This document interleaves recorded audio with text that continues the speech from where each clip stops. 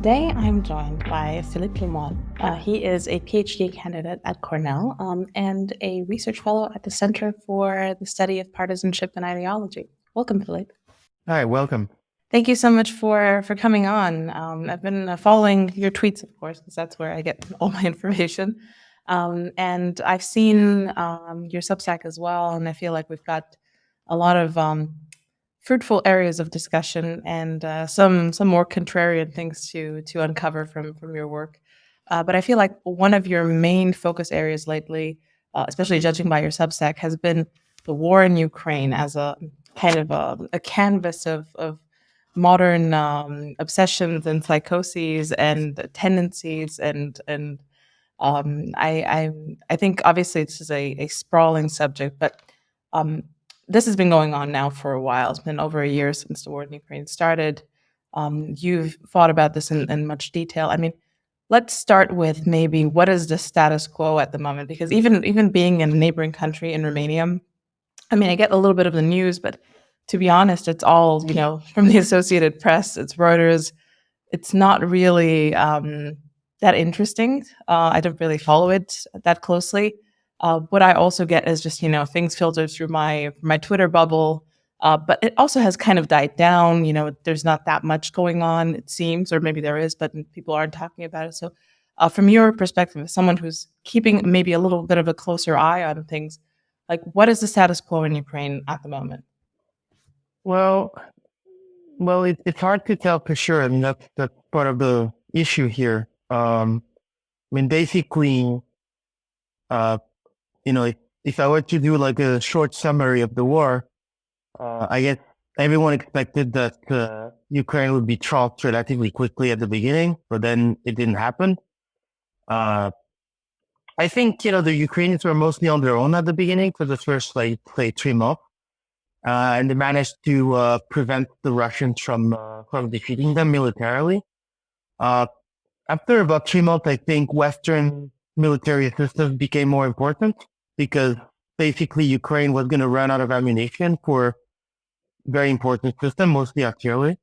And so we kind of like came in, and gave them like NATO standard artillery with the relevant ammunition. And this allowed them to stay in the fight. Uh, for a while, Russia was slowly grinding at, Ukrainian territory. But then at the end of last summer, Ukraine did a pretty impressive and surprising, at least to me, counteroffensive and successful counteroffensive in the Kharkiv region in the northeast. And it took back like a bunch of territory that Russia had initially conquered. Then it did the same thing in Kherson, although over there it was much more, it was much slower, much more difficult, probably cost them a lot more losses.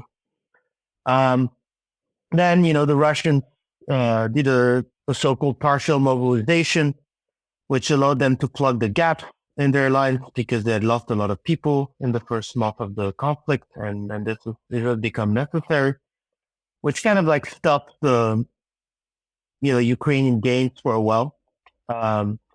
And now, like since the beginning of since about the end of January, I guess, Russia has been going back on the offensive, but not with very impressive results, and probably with like a lot of losses. Although they did make some gains, I still think it's likely eventually they will take Bakhmut. There is a similar situation forming in another city called Advika in the same region with further south. But it's not like the results of their offensive. We don't know for sure that they don't have like a larger offensive in the works, but it's becoming increasingly unlikely. And so far it's been rather underwhelming and probably very costly to them. And now we're waiting for a Ukrainian counteroffensive. And so when you're asking me what's the status quo, well, we don't really know. One possibility is that we're in the same situation we were at the end of last summer. That is, okay, the Russians, have been on the offensive for a while without very impressive results. They did gain some territory, but it's very slow and very costly. And now the Ukrainians, they've been training and training new brigades far away from the front with new equipment that the West sent. But I mean, we haven't sent all that much. That's another issue. But still, we did send, we did make a surge. There was a surge in aid recently military assistance at the beginning of the year. It's coming more slowly than people would have thought, I think, initially. But still, there's a bunch of stuff that has probably arrived by now. And so the Ukrainians are preparing fresh brigades that they're going to throw in this counteroffensive. And so, one possibility again is that it will have a similar success as they had last summer, at the end of last summer, beginning of the fall, in Kharkiv and Kherson. And in that case, they will gain more territory again, slowly getting back, the territory that the Russians initially conquered. I mean, I'm sure it will be true to some extent. I would be surprised if they didn't take back some territory. But the question is, will this be enough to induce a negotiated settlement? I really doubt this will be the case, because I think even if they manage to take, the Russians have created something that people call a land corridor in the southeast that joins Crimea to Donbass, above the Black Sea and the Azov Sea. And so apparently, it's very difficult to know for sure what's going on, but apparently the hope of the Western allies of Ukraine, I mean, they're not technically allies, but functionally they are at this point, seems to be, at least of the US, seems to be that if Ukraine can cut in half that land corridor, it will threaten Crimea. And because Russia really cares about Crimea, the hope is that if this happens, Putin will negotiate, will make compromises, and there can be a negotiated settlement and the war can end that way. But first of all, I think it's really obvious that Ukraine can really cut in half the land corridor. They would have to be able to take, in particular, a city called Melitopol in that area. But the Russians are really deeply entrenched over there because they've been building defenses and fortifications for months over there. So it's going to be really hard. But who knows?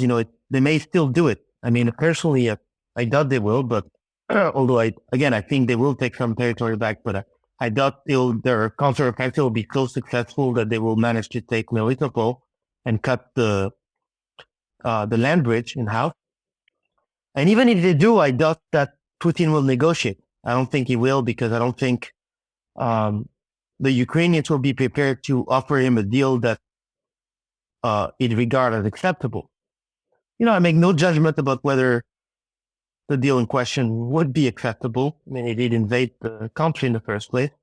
I'm just saying, I doubt he will, even in that extremely optimistic scenario for Ukraine where they managed to cut the land bridge in half and take Melitopol. But that's where we are. We don't know. We don't even know if Ukraine will be able to do this. And so, it could be that they, even short of taking Melitopol, they may take back a bunch of territory in that area in the south. I'm assuming they launched a counteroffensive in the south, but we don't know that either. It may be, that seems to be based on leaks in the press. It seems to be what the US is pushing them to do.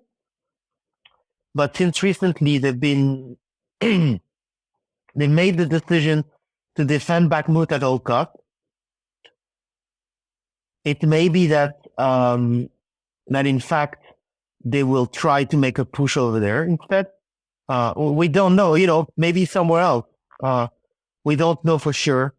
But we should know soon, I think they should launch a counteroffensive in the next few weeks. Again, I have to know exactly when, but it shouldn't take too long at this point. And then we'll know, but so we'll it may be that, I think they will take some territory back. I doubt it will be as successful as the Americans are apparently hoping. And even if it is as successful, I doubt it will be enough to bring about a negotiated settlement. But of course, it's another possibility that the counteroffensive will fail and won't manage to, that the Ukrainians won't manage to take back much territory wherever they launch it, that it will be extremely costly, same as the Russian offensive recently has probably been extremely costly in men and material. So, that's where we are. So it's hard to know. There's a lot of uncertainty about everything. We don't know. We don't have a very clear idea of what the losses are, especially for Ukraine, but to a large extent, this is also true of Russia. I think it's likely that Russia has lost more, significantly more. I mean, it definitely has lost more equipment. I think it's all but certain it has lost more men. But nevertheless, I also think that it's very likely that Ukraine has paid a very, very high cost in terms of men and equipment. And it's really unclear how this will, shake out. That's where we are. We should know more in a few weeks, because after the Ukrainians have launched their counteroffensive, we'll see how successful it was, and we'll see how the Russians will react. Will they negotiate if it's successful enough as the Americans apparently hope, or will they just double down and inject more resources into the war? Well, we don't know. I think again, if I had to bet, I'll say the Ukrainian counteroffensive will have some measure of success, but not nearly as much as the very optimistic scenario in which they're able to cut the land bridge in half and induce the negotiated settlement.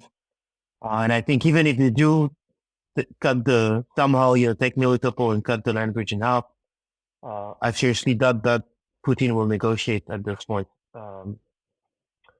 So yeah, that's where we are. It's difficult to know, what's ahead, but like I said, we should know in a few weeks. We should know more. Very difficult because there's a lot of information again we just don't have. Yeah, the picture you're painting here is of a war which might last several years more. Who knows how long? Because it just it seems that both sides have comparable advantages, and I mean, I guess with the unofficial allies, there's also uncertainty how much they will want to invest in this conflict moving forward.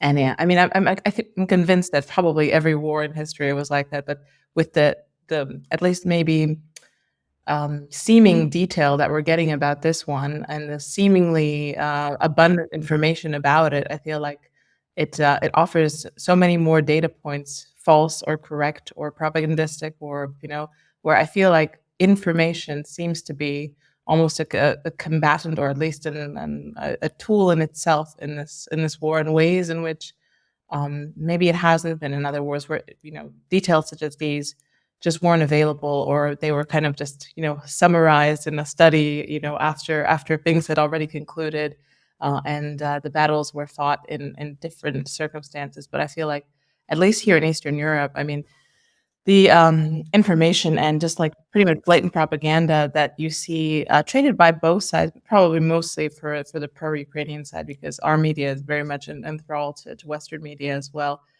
is incredible, and it has swayed a lot of public attitudes towards it. It also meshed with a hatred of the Russians, which I have to admit goes pretty deep here, because pretty much every family in this region has some form of horrible rape, murder lore related to the Red Army, the Russians in general, or just for the crimes of communism. I mean, people can't stand the Russians, and it's really been interesting to see how that kind of meshed with the current ideas coming from the media. So it's a strange. I mean, how do you see the importance? How has the reporting on this conflict shaped the conflict?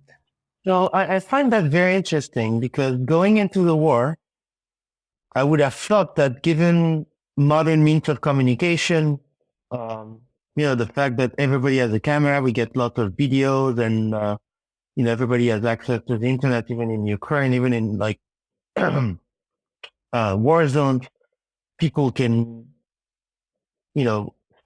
talk about what they see.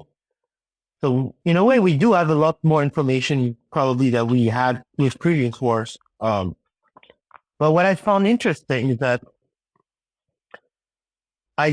maybe I'm wrong because, of course I didn't live through the previous wars, at least, the big one.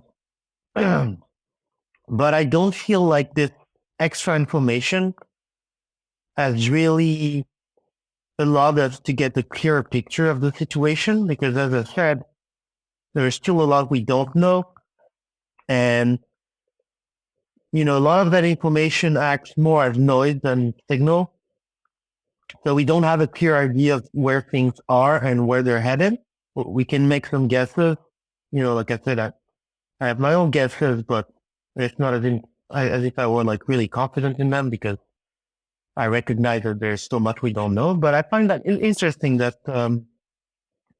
all this extra information, and again, we do have extra information compared to previous wars. I don't think it has really translated into a clear picture. Sorry, maybe I'm underestimating the extent to which things were even more foggy in previous war, but I'm not sure. I think what's interesting is I find that interesting that you can have a lot more information without the picture being much clearer.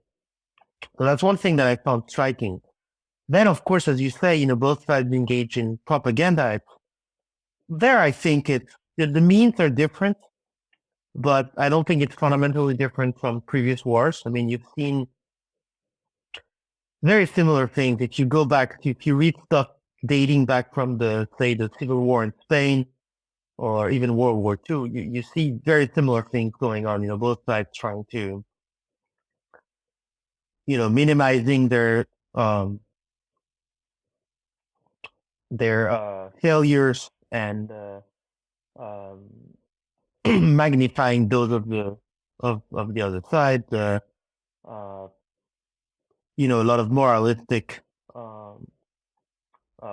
propaganda from both sides trying to claim the moral high ground. This is, I think, very similar. And also what I find striking, but again, I'm not critically new, is how people, because at least in Romania, as you say, people have some, like, you can understand why many people are like morally or emotionally involved in this conflict because they have a history of Russia, and so I can see why they would be very emotionally involved in the defense of Ukraine.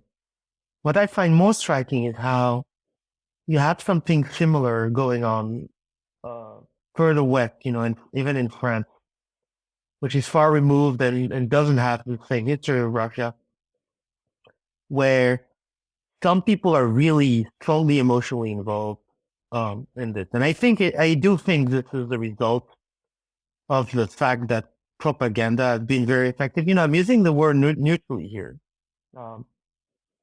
Like, I think it's propaganda, whether you think that it's a good thing that we're supporting Ukraine in the way we do, and which I don't, but many people do, and whether you think that Russian invasion is wrong, which I do think it was wrong, but that's a separate question from whether we should help Ukraine the way we do. My point is that there is a lot of propaganda, and clearly it's been very effective in mobilizing at least some people and making them really emotionally involved. But I find that more surprising in a country like France, which doesn't have this kind of relationship, this kind of history of Russia than Romania or Poland. And yeah, of course, there's been a lot of that. People. I think the ground had been prepared by. There's been a lot of like anti-Russia discourse permeating in the media and like in the intellectual environment even prior to the war. So this is something actually I find interesting. I think it's related to the long-term causes of the war, but that's another issue. But and so this has kind of like primed people to react so strongly, I think, to the conflict. But then after the war started, of course, I mean, to some extent, this is natural. People will see the images of the atrocities and everything, and then this will make them upset. And then, I think the propaganda has been very effective. Ukrainian propaganda has been very effective in exploiting that. Whereas Russian propaganda, I think, has not been that good. And also, I mean, it was it was much more difficult for Russia in the first place. I mean, first of all, because, I think they're wrong. I mean, like the invasion was wrong. So it's going to be much more difficult to convince people in the rest of the world, uh, at least, in the West, where the dominant discourse is very hostile to Russia. Even before the war, it was hostile to Russia, that they're somehow not in the wrong. Um, and, most of their propaganda, even if it were more uh, competent, would have a hard time finding an audience, at least among the elite in the West. And indeed it hasn't, clearly it hasn't been very effective, whereas Ukrainian propaganda has been very effective. And I think they've played their cards pretty well. But it was easier for them again because the ground was much more fertile for this kind of propaganda. There's, I think there's a change not only in, like you said, maybe less so in the content of the propaganda, but just in the kind of it. It's in the speed of delivery, the massive volume of it that you can distribute at the same time, and also the kind of the confusion about what's real and what's not. I guess that's also not necessarily new, but it's just there's a mass of kind of very potent, like audio, video type of information, which we've seen in the past. I mean, it really swayed things in pretty much every recent scandal, from foreign color revolutions, like you saw that with the Arab Spring, to like George Floyd was essentially an audio video propagated mass movement, um, and all of these little things. I mean, obviously the war has produced a lot of gore and stories and confessions and little clips from WhatsApp messages from the Russian soldiers to the this and that, and all of these things seem to have been weighted very heavy on the power of the propaganda. And they also spawned like a lot of commentary. Even written media nowadays is a lot of times a reporting on the content of whatever audio video fragment is very important at the moment. And I think this kind of meshes a little bit with your theme or your thesis of a kind of liberal imperialism, from the fact that a lot of these tidbits of information, like audio video clips, are highly morally valent, and they spawn these like very, because you said, okay, Romania is logical. We have kind of this blood memory of the Russians coming here, but you can kind of incept blood memory into people by showing in-group members being hurt, or people who you perceive might be in-group members being hurt by a supposed out-group.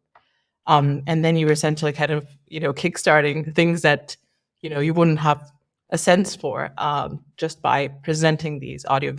This was also the case with the baby washed up on the shore, like all sorts of, terrible things that you can essentially, use to sway politics in your direction.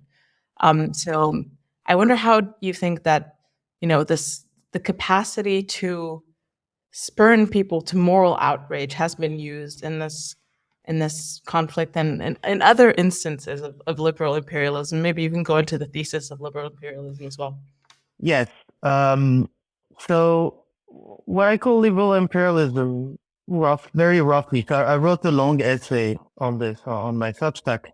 If people want to know more about this, what I call Yeah, I'll liberal link to it. imperialism, but um, roughly it's the idea that um, our foreign policy, when I say our, I mean the West foreign policy, Western countries foreign policy, should aim to spread liberal values across the world, basically. So we shouldn't just and so we should aim at regime transformation. I'm using regime transformation, the expression regime transformation, rather than regime change, because regime change is strongly associated. This expression is strongly associated with one very specific type of regime transformation, namely armed intervention to bring about the change of regime in a country. But regime transformation is much broader than that. there are other types of policies, including less aggressive policies than like an actual armed intervention that aim to bring about a transformation of the country regime. And so what I call liberal imperialism is very roughly, again, I go into more detail in the piece, in the essay, but is a policy aiming to transform regimes, all over the world, to turn them into more liberal regimes, to spread liberal values. And so it's the idea that our foreign policy should reflect our liberal values, and that we shouldn't, for instance, we shouldn't have normal relations with non-liberal regimes. We should kind of like quarantine them and pressure them in various ways so as to bring about internal change in a more liberal direction in those countries. So in some cases, it will take the form of an actual armed intervention, but this is pretty rare because those are risky and costly endeavors.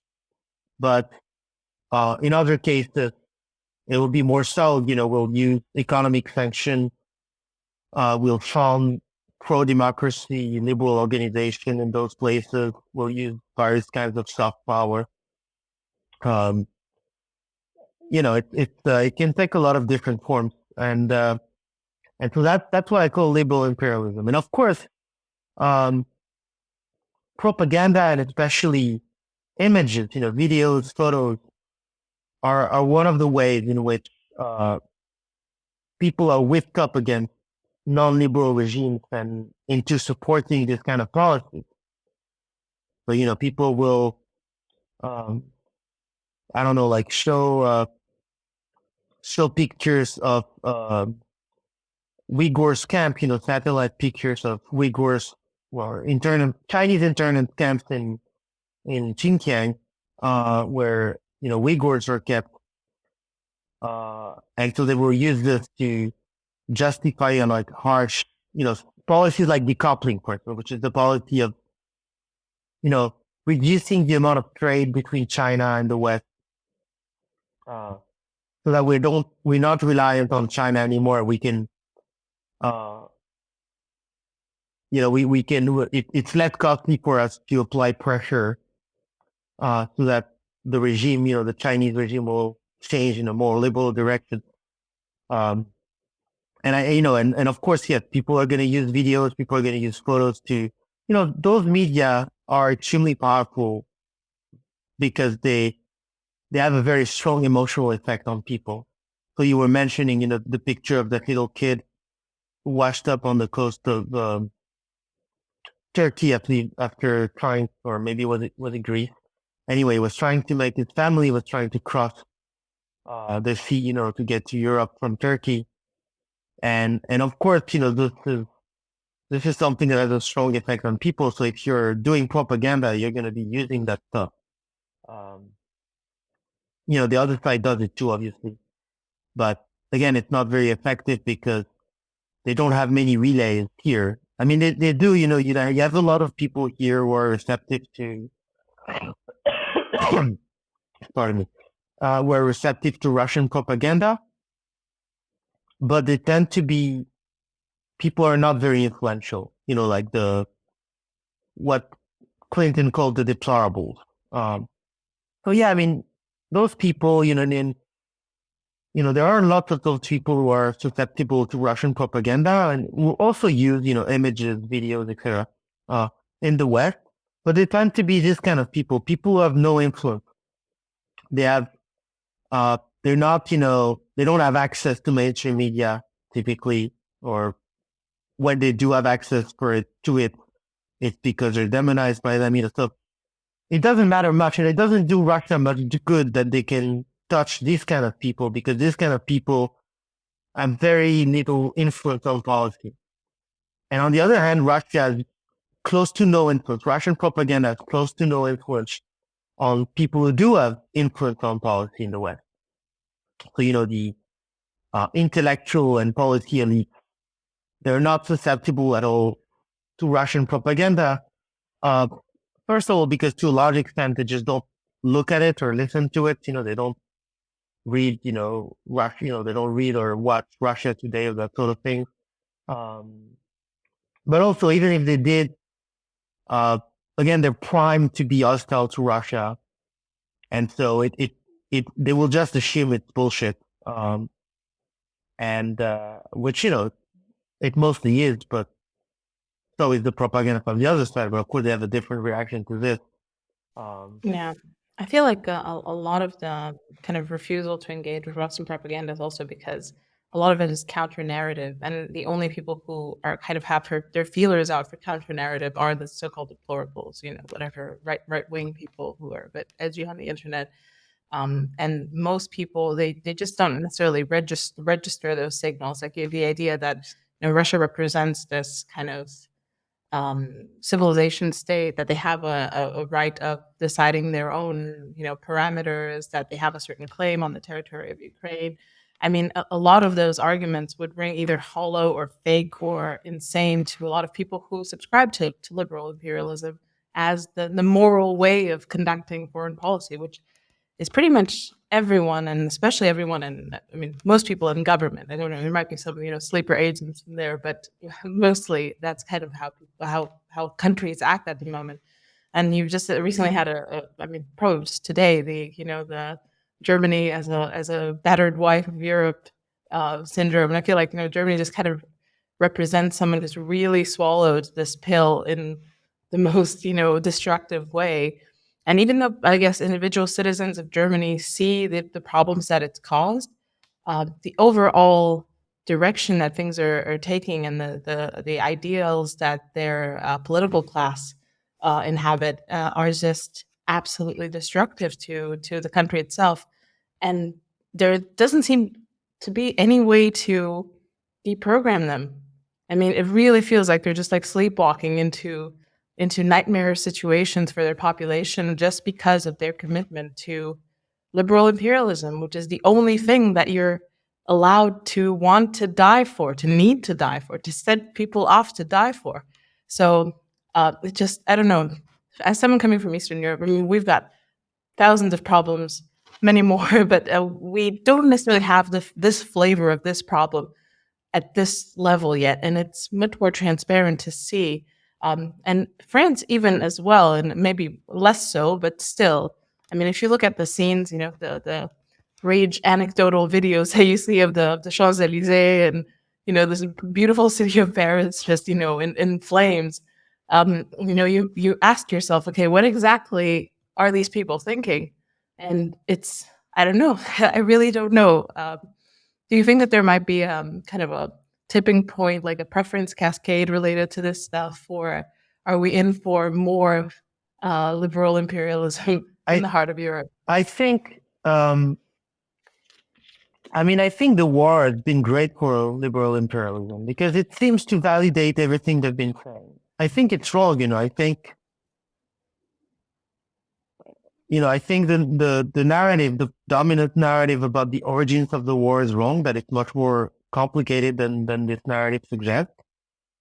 And that to a large extent, it's actually even the opposite of what they're saying, that is that it's precisely this kind of liberal imperialist policies that contributed to make this thing happen.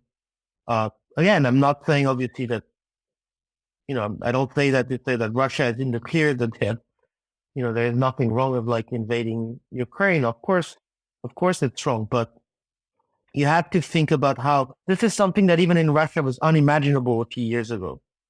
And so you have to ask yourself, how do we come to the point where someone like Putin will not only regard this as, thinkable, but even to some extent as come to the conclusion that he had no choice in the relevant sense. Of course, it's not literally true that he had no choice, but he convinced himself that he had no choice. And so you have to ask yourself, how did this happen? And that's where I think that Western policies in the past, since the end of the Cold War, basically have been very much at fault. Again, I'm not saying that the Russians have agency, but what they do and how they see the world also depends on what we do. And so I do think that, but nevertheless, to explain this, I'm working on something at the moment which is basically going back on the history of the post-Cold War relations between the West and Russia to try to understand how we got to this point. But precisely to do this, you need to go back on 30 years of history that most people don't know and don't care about, really obscure stuff that happened in the 1990s and the 2000s that kind of like contributed to the deterioration of relations between the West and Russia and shaped the way in which the Russians were framing the issue and how they saw their options. So you have to do this, but this is very long and most people are not going to read this stuff because it's just boring to most people and they don't have time, or at least they're not interested enough to take the time. Whereas if you're a liberal imperialist, you have a ready-made narrative that's superficially very compelling. You've always been saying that the Russians are, at least the Russian regime is this evil regime that's hell-bent on world domination, or at least dominating Eastern Europe, and wants to invade its neighbors, or at least use force or the threat of force to compel them to do what they want. And superficially, it looks as though this is exactly what happened, because one thing's clear, that Russia did invade Ukraine, and it wasn't forced to invade Ukraine. It's not as if Ukraine attacked Russia first or anything. I mean, the Ukrainians were shelling ethnic Russians in Donbass, but I mean, Donbass is technically, it's legally part of Ukraine, and you have funny people who went there and started a civil war. Basically, what do you expect the country to do? No country is gonna let part of its territory go away without doing anything, especially since if you look at polls in 2014, even in Donbass, the majority of people didn't want to secede from Ukraine, even though a sizable minority did. It was still a minority. So, bottom line, Russia wasn't forced to do this, they did this. So it seems to validate everything that the liberal imperialists have been saying for forever. I think it's wrong. Again, I think if you look at the history more closely, you will see that this narrative is wrong. But nevertheless, it's extremely superficially, it's very compelling, and that's why I say that this war has been great for liberal imperialism, because it seems to validate what they were saying. Whereas people who oppose it, they have their work. It's very difficult for them because they're fighting a losing battle. On the one hand, you have people who can tell you a narrative in 30 seconds that seems superficially very compelling, that promote their worldview. On the other hand, you have people like me. If I want to explain why this is wrong, I have to go back on 30 years of history. It's going to take forever. Most people are going to tune out after 2 minutes. Like I said, it's fighting a losing battle. So that's why I say the war has been great for liberal imperialism. So how I see this going, I would nuance what you said, because you said that people in government are on board with that stuff. I mean, sure, liberal imperialism is definitely the dominant strain of foreign policy thinking in Western government. I don't deny this.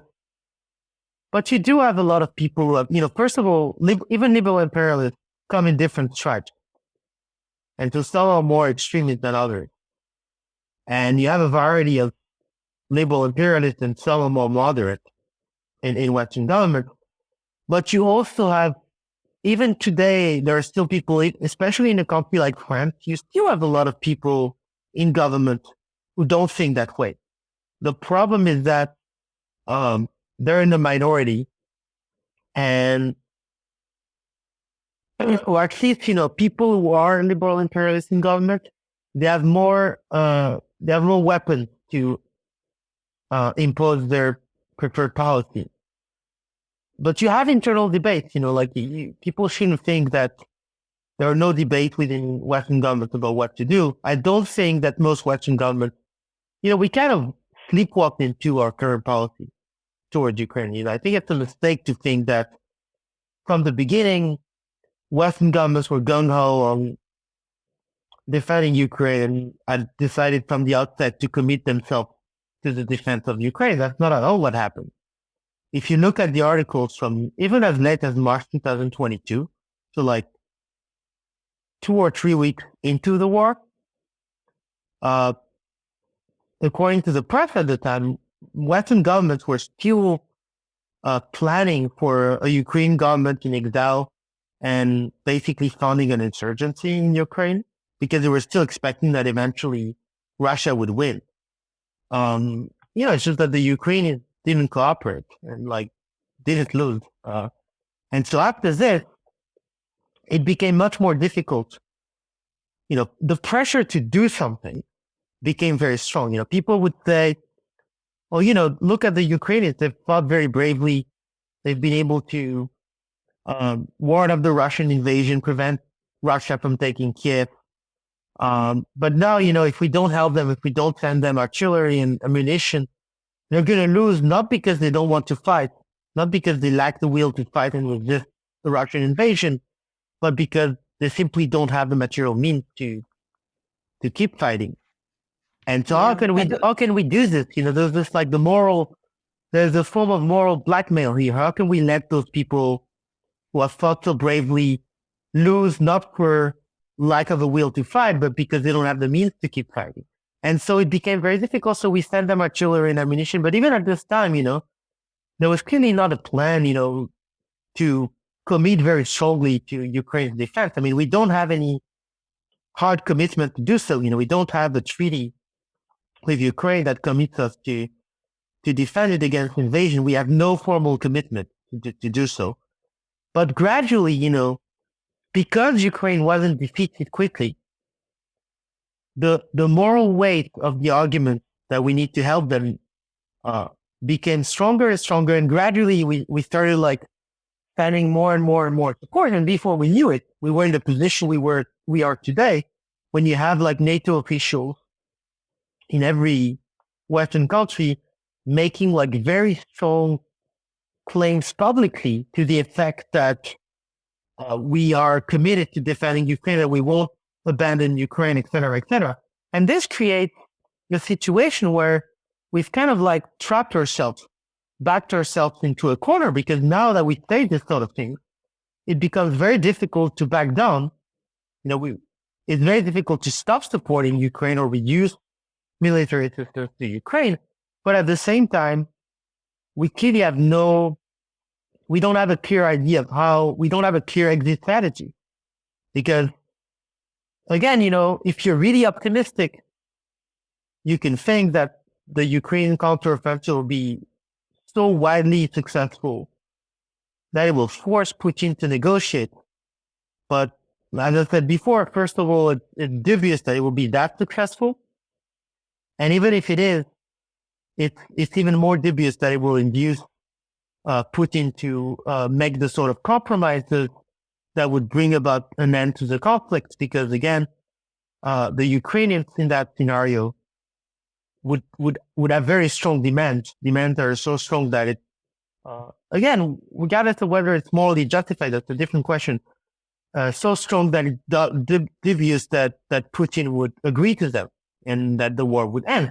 So we don't have a clear exit strategy, but we put ourselves in a situation gradually. But I don't think this was a plan, I think this was a gradual thing, that we backed ourselves into a corner by little getting into the situation where we are strongly committed to Ukraine's defense. And now it's very difficult to back down. But of course, it's also very difficult for the Russians to back down. So that's why I agree with you that probably will last years. But, to come back to what you were saying, it doesn't mean that everyone, that this is because there is like unanimity about liberal imperialism in Western governments. I don't think that's the case. I think it's just that the faction in government that are in favor of liberal imperialism have better weapons to impose their policy, and also were able to commit ourselves to this kind of policy little by little without us realizing it. Like I said, they would argue, okay, if we don't send them artillery and ammunition, they're going to lose the war, even though they still want to fight. So let's do this. They were like, okay, if we want them to have a chance to regain territory, which is necessary, so they'll be in a better position to negotiate, we need to send them HIMARS.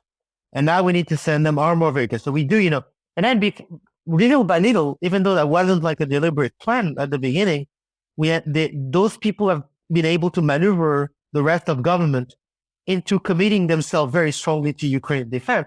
But it doesn't mean that at the beginning, if they had made the case at the beginning that we should commit very strongly to Ukraine's defense, if they had made that case in March 2022, I don't think those guys would have won, even in Western government. Those factions in Western government would not have been able to convince the rest of the government to go along with this policy in March 2022.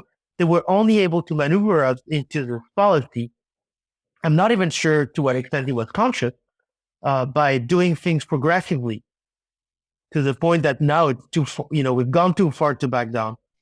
Yeah, And that's because there is debate. There are a variety of views in Western government. Not all people are into that liberal imperialism stuff, at least not as strongly as most of the commentators. I think there's much more variety um, in yeah. government that the public commentators suggest. Yeah, well, I think the kind of sneaking conclusion here, and the word that you use, sleepwalking, is I think a very apt metaphor for what happened. Is that in a way it doesn't necessarily matter what the individual commitments or ideological ideas are that people in government have individually, but that this thing that happened, this escalation, and these commitments, these gradual commitments happened downstream of a wider narrative and of pressure from the public with this narrative building and what we described before with the anecdotes coming out and different powers applying different types of pressure and the powers that were more in line with the core liberal narrative of who is the underdog, who is the attacker. This is not the type of thing that you do nowadays, like the idea that of one country starting a war with another. Like you said, this is already puts the attacker on the back foot in terms of the whole narrative that everyone has been marinating in since the boomers started watching TV. The underdog overdog narrative is essentially the trope that is in every movie, every type of music, every sort of thing that we ever watch. So yeah, it's definitely an uphill battle for anyone who wants to be the attacker in this case. So I think you saw this with COVID as well. I mean, the initial, I remember the initial scramble of how to react to COVID. Initially it was, framed in the racism narrative. You needed to go out to Chinatown and hug the people. Then the first people who were on the mask beat were more like fringy right wingers. They all went out to get their N95 masks, and people were laughing at them. And then slowly the narrative aligned a little bit, and then it was pretty clear that the pro-mask faction was liberal. And then also it was really interesting how those articles that came out right about as COVID was starting, with the hammer and the dance, 2 weeks to stop the spread, flatten the curve type stuff, all of which have become common verbal currency now. Now you hear 2 weeks to stop the spread, and you know exactly what it's referring to. Um, Became influential in elite circles. Then China lockdown started. Then every other country, seeing also the visual anecdotes of people collapsing on the streets of Wuhan. All of that created this pressure to escalate into the direction of the Chinese policy, which was lockdown. So lockdowns we got. British Prime Minister was not on board with it, but then a week later he suddenly was. So it really does seem like there's a vanguard that happens somewhere else but government, where all of these things are decided, maybe not necessarily decided, but influenced enough to push policy in the core where the actual policy happens. And I feel like that's kind of what's happening with Ukraine as well. So I think it's different though, or at least I'm really not sure it's the same. What I mean by this is that in the case of lockdowns and COVID restrictions in general, I'm really not sure that I think it was much more contingent. It's not as if, in fact, the elite narrative before this was opposed to those kind of restrictions. If you read at WHO papers on pandemic preparedness and even like various government pandemic preparedness plans, they were actually arguing against this type of extreme measures. But I think what I say it's contingent is that, so of course, China first did the lockdown, and that provided an example to the world. But I think probably what was more important, although it probably wouldn't have happened if China had not done it first, in Wuhan, is when the Italian government did it. And then it started a cascade where it became, this type of response became the default response. And it stayed the default response for the duration of the pandemic. But I'm not convinced that it couldn't have been otherwise. I'm not convinced that if the Italian government they had not done that, because, by the time the Italian government ordered the lockdown, probably incidence has already started going down in Italy. So if the Italian government had not done that, and it wasn't obvious that they were going to do this, I think they could not have done this. It wasn't written in stone, because again, the establishment, prior view on this was opposed to this kind of response.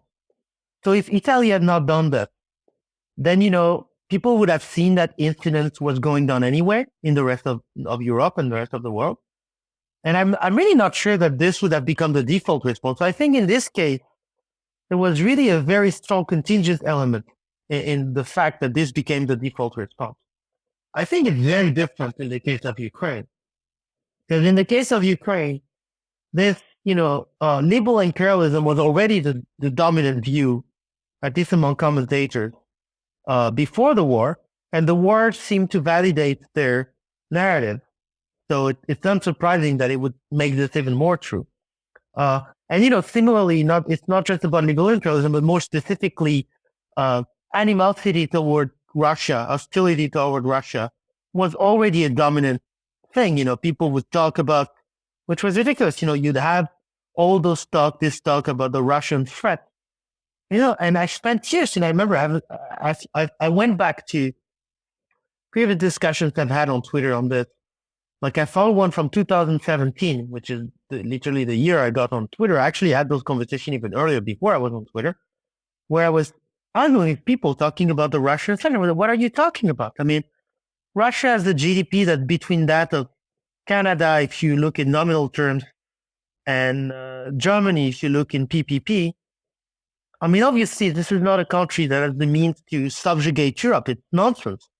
But it doesn't pose a threat in any meaningful sense, at least not to NATO. You can discuss, obviously, if you're Ukraine, that's a different thing, but we're not Ukraine. And that's not what those people are talking about when they talk about the Russian threat. They talk as if it were a threat to the rest of Europe. If you're Ukraine or Moldova or Georgia, okay, yes, sure. But, we're not.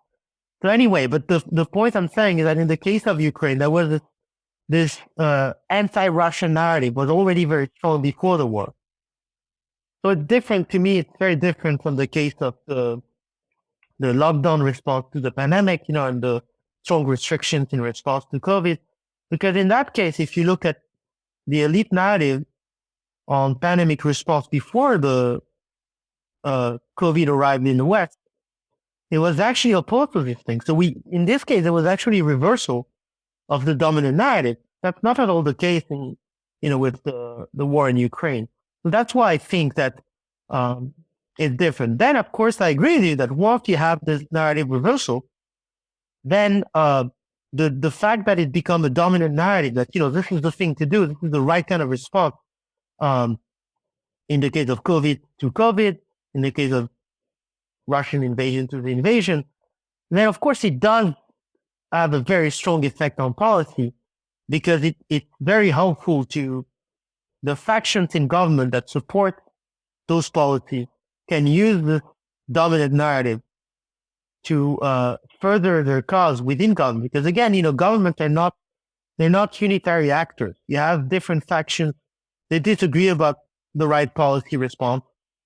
But when you have like a very strong narrative like this, the faction that is consistent with the narrative has a huge advantage in imposing its preferences within government and winning the bureaucratic battle and the policy debate within the government, because they can essentially use as leverage this narrative to impose their views more or less gradually. Like if you look at France and Germany, I'm pretty sure that the majority of people in government over there were not on board with a strong commitment to Ukraine's defense.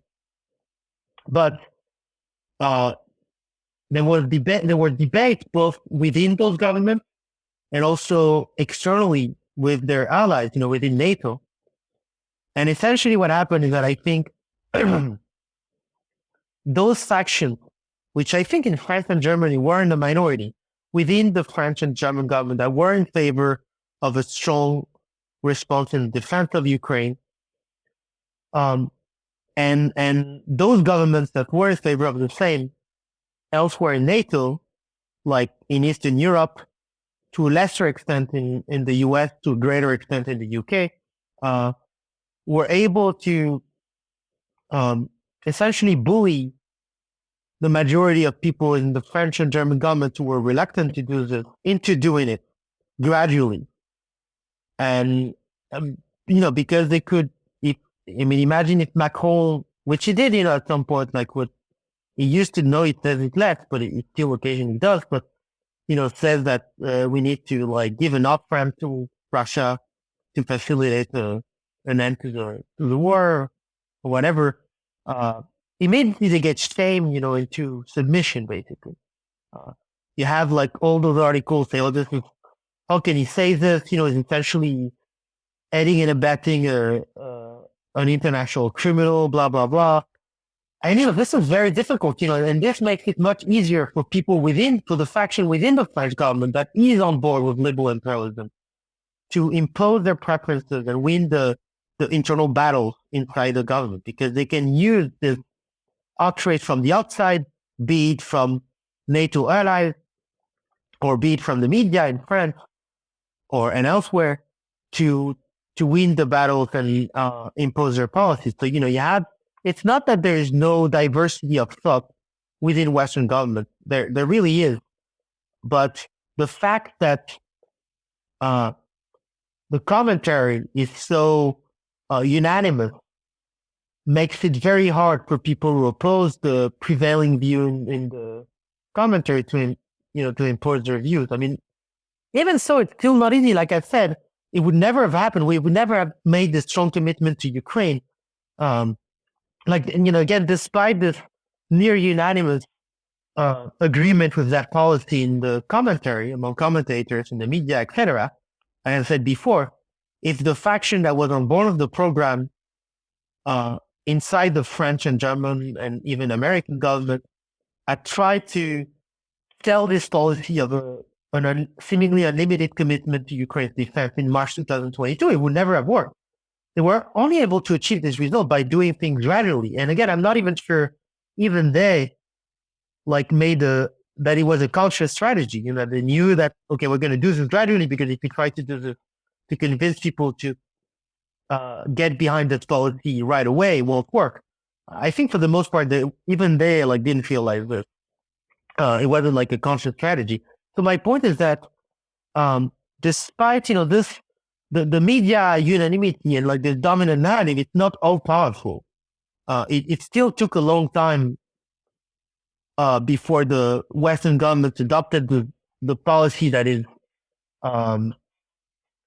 suggested or implied by the dominant view. And even today, we still don't go as far as the narrative would want us to go. There's still a lot of things we're not giving Ukraine. We're not giving them long-range weapons that they're asking for. We're not giving them, Poland recently sent a few MiGs, but we're not giving them, fighter jets for the most part. The number of tanks we're sending them is, it's really not that impressive. We've committed to send them 2 brigades worth of tanks, basically. We haven't even sent all of that yet. We're dragging our feet in doing this. So even today, there's still a lot of people within Western governments, including the UN government, who are, I think, clearly dragging their feet. So the media narrative, it's clearly powerful, but it's not all powerful. People, the factions that oppose this kind of policy within Western government, they still have a lot of ways to procrastinate, delay, various like delaying tactics, and we're still a far cry from the kind of thing that we do if the maximalists that we hear a lot in the media had their way. Uh, so it's a complicated picture. I don't think we should oversimplify things as and present the situation as if like the prevailing narrative in the media was all powerful, because it's not, but it is very powerful still, and it does have effect, and it did play a major role in the fact that we have the policy we do now.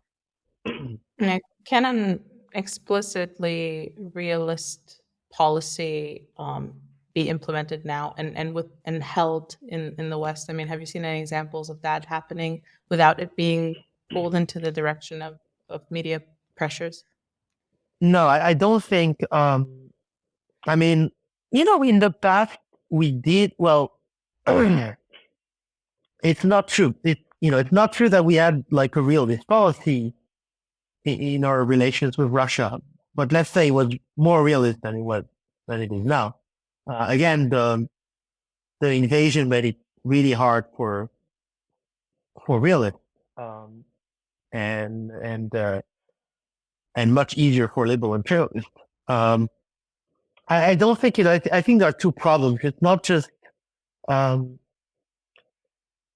it's not just that the dominant narrative, dominant liberal imperialist narrative in the media makes it very hard for realists to win policy battles in government. Although this is a real thing, this is a problem. But it's also that increasingly realists are isolated in government. There is a personal problem. If you look at the U.S. in particular, um, in the first Bush administration, I'm talking about Bush the Elder, Bush 41, there was actually a lot of old school realists. And Bush himself was very cautious. He was not prone to this kind of like ideologically driven foreign policy schemes. He was a really cautious guy. Um, I'm not saying, I agree with everything he did, but he was definitely, he and a lot of people in that government were a very different breed than the people we have today. But the thing is that the new generation are overwhelmingly on board with liberal imperialism. There has been a generational change. And so there's a personal problem. Even if you are a realist, say you're a realist politician, and you manage to get elected, which is very possible because most people don't care about foreign policy. They don't vote based on foreign policy. But okay, you're a realist politician and you manage to get elected. You still need a lot of people. You need a lot of people to implement your realist policies. And at this point, in a country like the US, it's less true in France, for instance, but it's becoming also increasingly true. But in the US, it's going to be very difficult to find qualified people to staff your government who have the same preferences as you, who have realist preferences, because increasingly people in the relevant pool of applicants are all liberal imperialists of one stripe or another. So it's not just the media pressure that make it difficult, although it does make it difficult.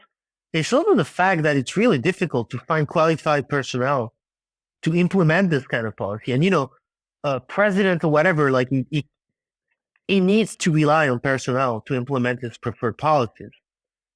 And you can't just ignore people. Like people have this idea that the US president, say, can just tell, his advisors and the rest of the cabinet, the members of his cabinet, to go to hell and to do whatever he wants on foreign policy. That's not how it works. Like he relies on the technical expertise of those guys to frame the option, to tell him what he can and cannot do, to present him the situation. If he doesn't listen to them, they can't do their job. But he needs them to do their job because he can't literally run the government on his own.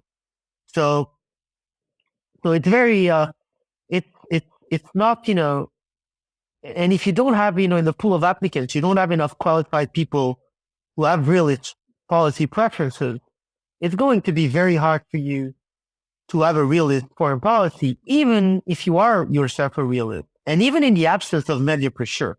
Then, of course, the fact that liberal imperialists totally dominate the discourse in the media is going to make it even more difficult. But my point is that, uh, you know, even independently of this, you have a personal problem here. Of course, the personal problem is related to the media and intellectual environment, because obviously the reason why the number of realists has been crashing among in the relevant pool of applicants, and people with the relevant expertise, is linked to the fact that among the intellectual environment is very favorable to liberal imperialism, because this is going to determine what people get taught in school, what their peers think, and people are influenced by their peers.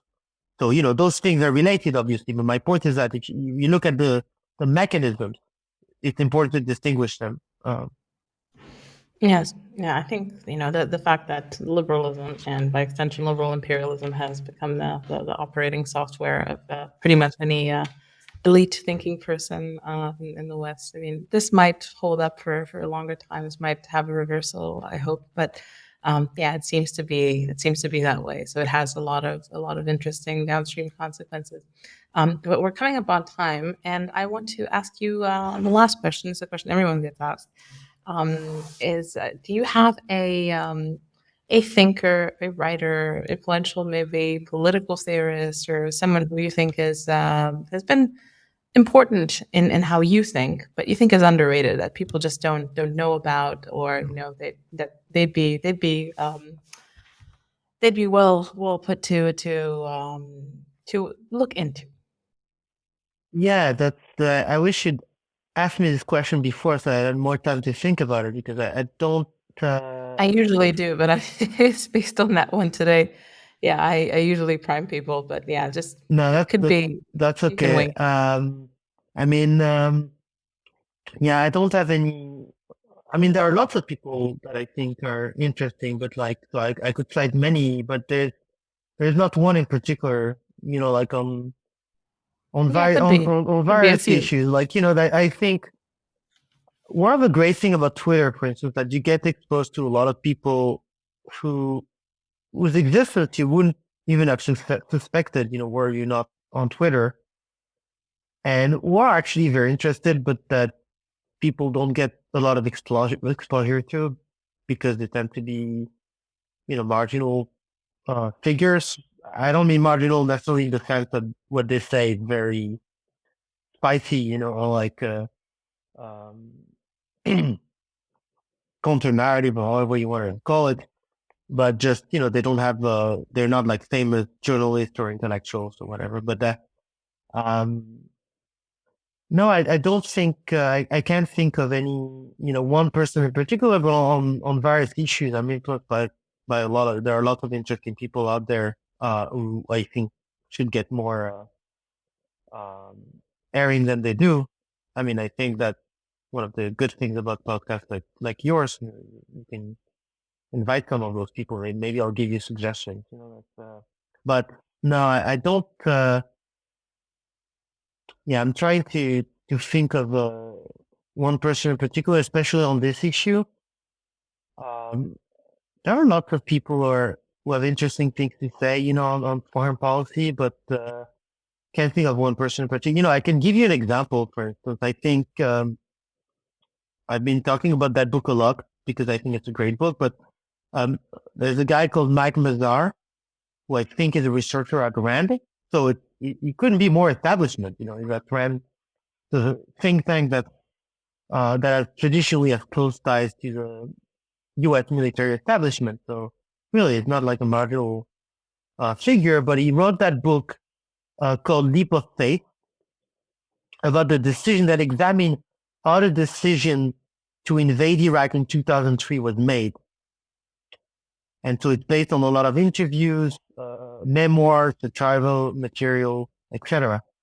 Um, and I think it's a very interesting book that uh, is very relevant to the current discussion about Ukraine, because basically he argues that uh, most of the arguments that were put forward, in favor of invading Iraq were post-hoc rationalization, and that the thing was mostly an emotional thing, really.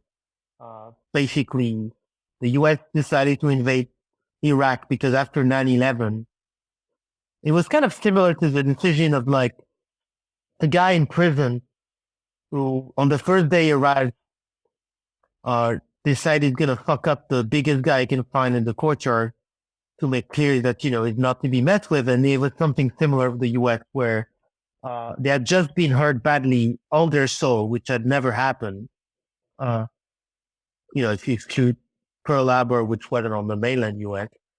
And so they felt they needed to send a signal that they were still the big dog in the courtyard and that they shouldn't be messed with. And so they thought, we're going to catch one guy who has been opposing us for a long time and we're going to fuck him up in front of everyone to send a clear signal. And, it's not that they had that this was a conscious thinking, that they didn't consciously think this is what we're going to do and why we're going to do it. But he's arguing basically that this is why they did it. And then they came up with all sorts of rationalization that are more acceptable even to themselves, because most people don't want to accept that this is how they think, even if that is in fact how they think, to invade Iraq. But more generally, it shows how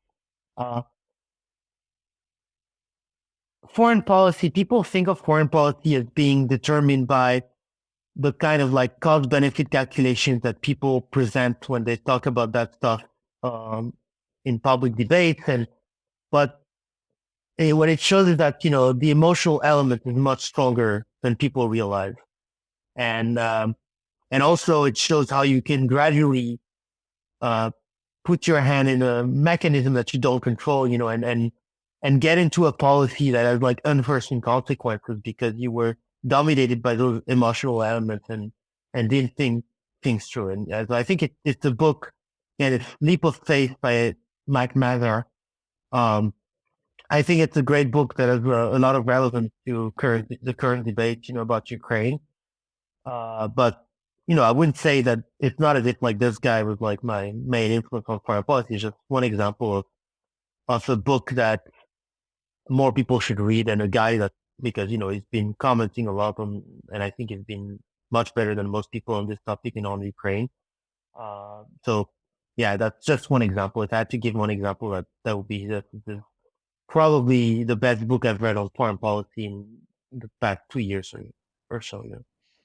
Excellent. Yeah, I mean that's definitely a new recommendation. I haven't heard of this, and yeah, I think it's highly relevant, and it pierces through the illusion that for some reason, like super, not non-individuals make better decisions than individuals, and kind of how the pitfalls of individual irrationality can catch up to these supposedly better informed, better resourced, more collaborative places. And yeah, it's kind of scary because it feels like kind of that's kind of the meta theme of our conversation today. How you know small escalations, different incentives for different actors and different places can lead to pretty strange outcomes that don't necessarily reflect the information on the ground or anything, but the incentives of the different actors that participate in this whole thing.